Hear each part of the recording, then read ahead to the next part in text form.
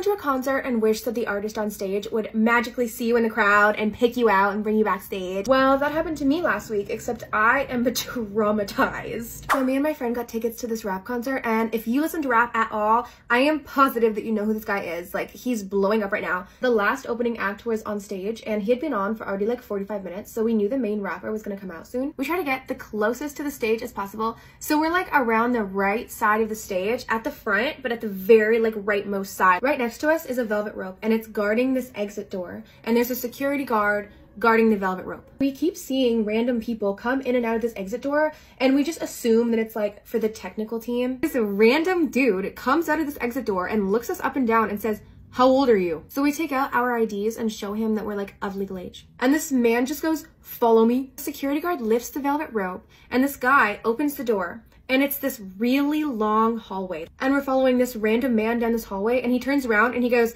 "Give me your phones." Takes our phones, turns them off, puts them in his jacket pocket, and then goes, "You girls will get these back later." Get to the end of the hallway, turn a corner, and it's this little waiting room with no furniture except two like dentist's office looking chairs and one table in between the chairs. And there's no windows at all. And then he says, "Take a seat," and then vanishes. We're sitting at this table that's covered in tobacco and backwoods, and as we're sitting there, one of the rappers that was just on stage, like one of the opening acts, comes in and just looks at us and then says nothing and walks away. 15 minutes goes by and we're just sitting there, nothing to do, we don't have our phones, and then suddenly out of the blue, main rapper comes around the corner, right? There's a corner like this, pokes his head, looks at us, says, "Hi," and we go, "Hi," and then giggles and runs away. So the mystery man who brought us down here in the first place comes back out and he says, "So you two can go in the room and meet the rapper if you'd like, but if you go in the room, what are you planning on doing?" I'm like, "I just want to say hi. We're just gonna say hi." Because I thought he was implying that we were gonna like fangirl or like attack him or like steal from him or something. He's like, "I just want to be really clear with you ladies so that there's no deception whatsoever. We're looking for two girls who wanna him before he goes on the show. I do not put out for any celebrity. I don't care how famous they are. They could be Drake, okay? I'm not doing that. I don't care." Mind you, he's talking to a drunk girl, okay? And this drunk girl does not hold back. I start going in. I'm like, "You can't just pick two girls out of a crowd. You think because you're just picking two random hot girls out of a crowd that we're gonna want to get with him? We don't even know him. You guys haven't given us any courtesy." This concert was in Vancouver, Canada, by the way. I go. The great thing about being in Canada is that spicy accountants for your bedroom are legal here. So if that's what you're looking for, then you can just go hire somebody to do that for him. He rips our wristbands off, brings us back down the hallway to GA, gives us our phones back, and goes, "You ladies have a good night. Enjoy the concert." And guess who came out on stage, saw us, because we were the literal first people at the front of the stage as soon as you walk from the side of the stage, looked at us for 30 seconds, never came back to that side of the stage for the whole hour and a half he was on stage. Like, we have no problem saying no and standing up to people, but if we were more vulnerable girls, they might have not been able to say no, and they might have been pushed into a position where they're uncomfortable. If you're ever put in that position, hold on to your morals.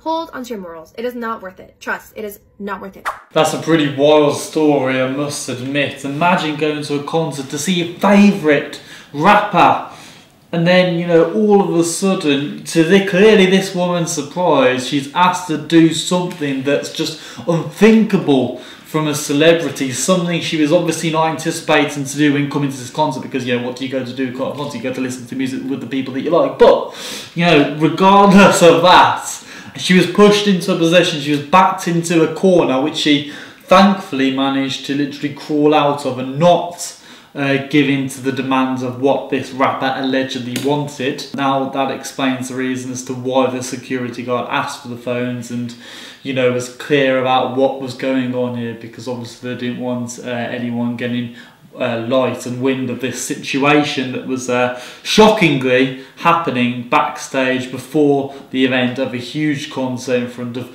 thousands of fans, and what are the odds that this woman is literally right at the front of the stage, that's where her ticket is, and then she literally makes eye contact with this rapper for 30 seconds, and it's quite, you know, you probably wouldn't notice at the time. Obviously this woman knows it throughout the duration, but to any other fangirl that would have been there, they would not have really recognised that that rapper did not go to the same part of the stage in front of this woman for the duration of the concert, which was an hour and a half, which, you know, it's a long 90 minutes to not go to make sure not to go into one space of the stage. I just can't get over the fact that this happened, because it's just literally unthinkable, unspeakable. Just like, I mean, yeah, she had a great opportunity to engage in some sort of activity with a celebrity and something she could have bragged to her friends about, you know, in the future. But she made a good point. It could be Drake, it could be the most famous person, it could be the most richest person in the world. If she's forced to and is doing something against her against the will, she's not going to do it. And that's the right mentality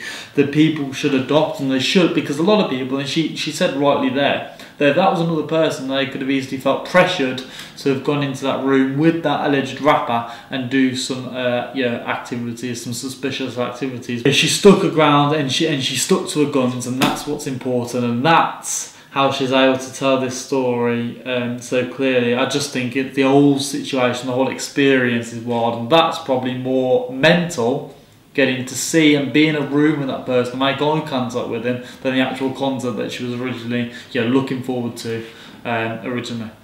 Thanks for watching StoryTrender. Don't forget to like and follow.